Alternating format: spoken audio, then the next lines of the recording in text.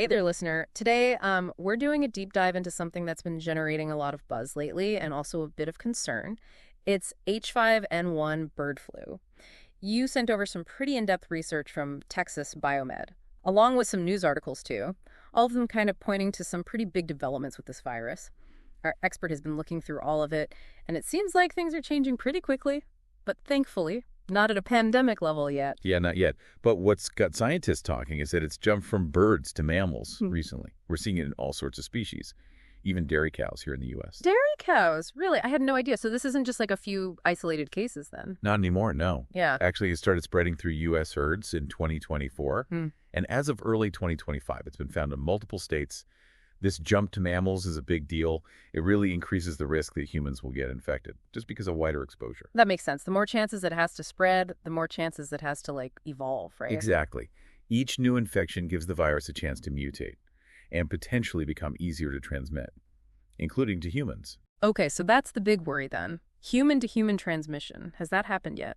Thankfully, no widespread transmission between humans has been reported. There have been confirmed cases in humans, though, mostly farm workers who work directly with the animals that were infected. Right, that makes sense. Were those cases severe? Most were mild, luckily, mainly eye inflammation and some typical flu-like symptoms. However, we did have a development this past January that was pretty sobering.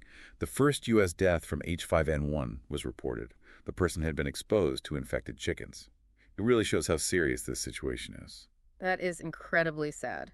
And a bit unnerving to hear. So where does the research from Texas Biomed fit into all of this? Texas Biomed has been doing some really important work analyzing different H5N1 strains. They compared a strain they took from a human in Texas to one from a cow. And what they found is pretty amazing. Okay, I'm all ears. What did they find? They found 9 mutations in the human strain that weren't in the cow strain. What makes this so interesting is that it suggests those mutations develop after it jumped to the human from the cow. 9 mutations. Wow. That's a lot. So the virus is basically evolving inside us. Does this mean it's getting more dangerous? Well, that's what they're trying to figure out. They did some studies on mice, and the results were kind of concerning. The human strain replicated a lot faster. It caused more severe disease. And this is the part that's really concerning.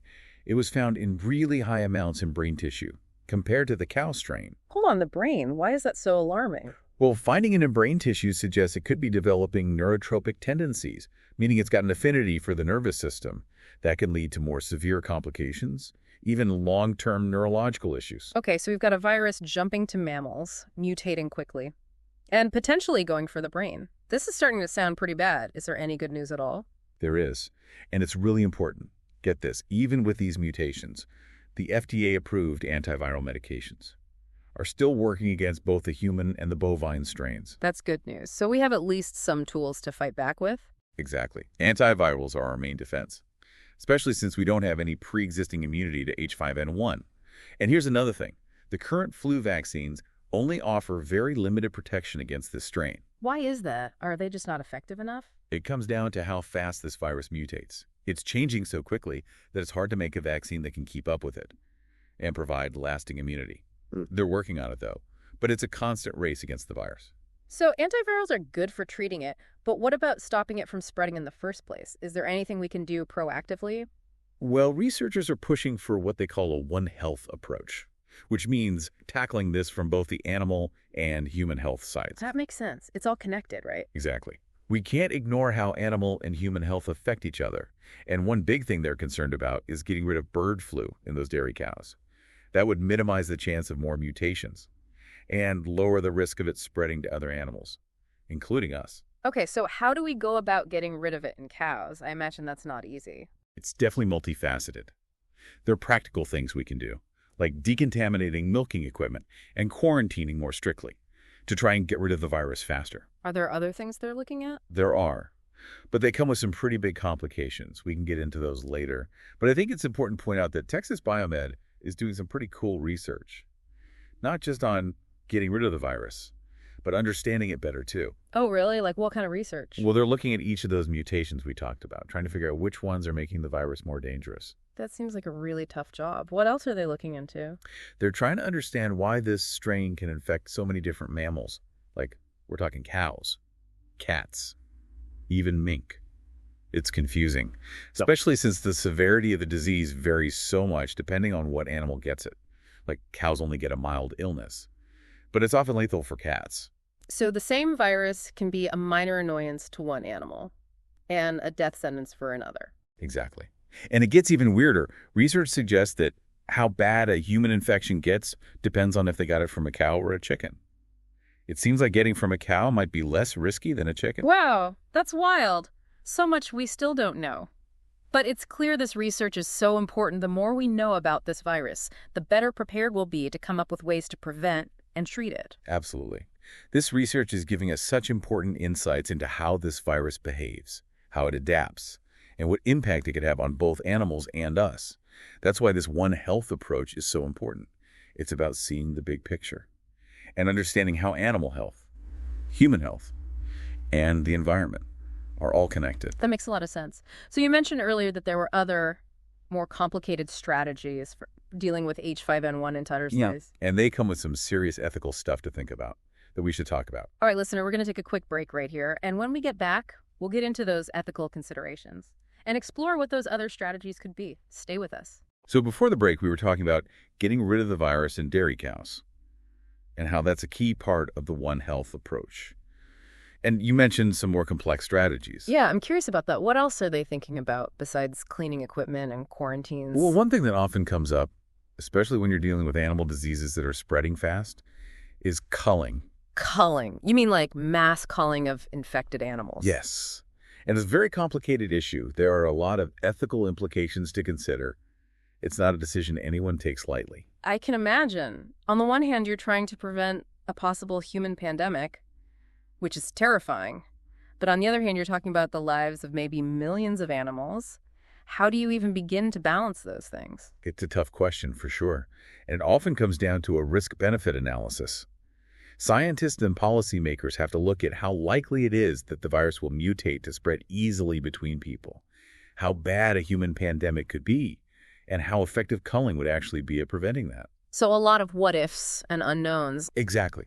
And that's why the research that's being done is so important. The more we learn about this virus, how it acts in different animals, how it mutates, how it responds to antivirals, the better we'll be able to make good decisions about how to manage it. It sounds like we're in a race against time. The virus is constantly changing, researchers are working so hard to understand it, and the rest of us are just kind of waiting to see what happens. It's a good way to put it. And it shows why staying informed and going to good sources for updates is so important. Things are changing all the time, and what they recommend can change quickly too. Absolutely. I can't stress enough how important it is to stick to reliable sources for information, like the CDC and the WHO. Don't get your information about this from social media. I agree. It's easy to get swept up in fear and misinformation, especially online. Sticking to trusted sources will help you stay grounded in the facts and make good decisions. So if we take a step back for a minute, what would you say are the most important takeaways here? What do we really need to understand about this virus and what's happening? Well, first off, we need to recognize that this is serious. This virus has shown it can jump species and mutate fast, and that's concerning. But it's not time to panic. We have antiviral treatments that work, and researchers are making progress in understanding and tracking the virus. And that research, especially the work they're doing at Texas Biomed, is giving us really important information, right? Right. We're learning more about why this virus can infect so many different types of mammals, why it's more serious in some animals than others, and how it's changing inside humans. All of this is so valuable for figuring out how to prevent it and treat it. And the One Health approach seems to be really important for dealing with this. It's not just about human health or animal health. It's about recognizing that they're connected. That's the key takeaway, the connection. Protecting people means protecting animals, and vice versa. We're all in this together. And that's why things like culling, while they might work to control the spread, need to be thought about very carefully and with total transparency. I think you bring up a really good point there about transparency. If they're thinking about culling, people need to know about it and be involved in the decision-making process. Definitely. Open discussion, ethical considerations, and informed decisions are all so important when we're dealing with something this complicated that could have such a big impact. Well, listener, I know this has been a lot of information, but I hope you're feeling a little more informed and maybe even a little empowered. Knowledge is power. And understanding the science behind all of this can help us all figure out how to deal with these uncertain times. I agree. Stay curious, stay informed, Yeah. and stay engaged with this issue. It affects all of us. And before we wrap things up, I want to leave you with one last thought. Given how fast this virus is mutating, its ability to infect different species, and the possibility of a human pandemic, It raises a really important question. How do we, as a global community, balance the threat of a human pandemic with, The ethics of mass culling Well, animals. that- It's a question that deserves a lot of thought and open discussion. There aren't easy answers here. We have to weigh the potential impact on human health against the welfare of animals, the economic effects, even what could happen to the environment. So it's not just about numbers, it's about understanding how complicated this issue is and the consequences our actions can have. Right, and it's about making sure any decisions are made with all the information, transparently, and considering everyone who's affected. And that includes not just scientists and people making policy, but farmers, Yeah. animal welfare people, and just the general public too, right? Absolutely. This affects everyone. Talking openly and working together are key. Well, listener, I think that's a good place to leave it for today. We've covered a lot today. We explored how complex this H5N1 bird flu is, the risks it poses, and the work being done to understand and manage it. I hope you're leaving this deep dive feeling more informed and maybe even more aware of how connected animal health, human health, and the environment really are. Remember, knowledge is power. Stay curious, stay informed, and stay engaged with this issue. It's changing all the time. And understanding the science behind it can help us all make better decisions and deal with these uncertain times. And if you're looking for good information and updates, make sure you check out those trusted sources we mentioned, like the CDC and WHO. They're the best way to stay up to date on what's happening and what's recommended. And don't forget, even though this is serious, it's not time to panic. There are effective antiviral treatments, and researchers are doing great work. Exactly. So stay informed, stay curious, and stay hopeful. We'll be keeping up with this story as it develops. And we'll be back with more deep dives into the things that matter most to you. Until next time, thanks for listening.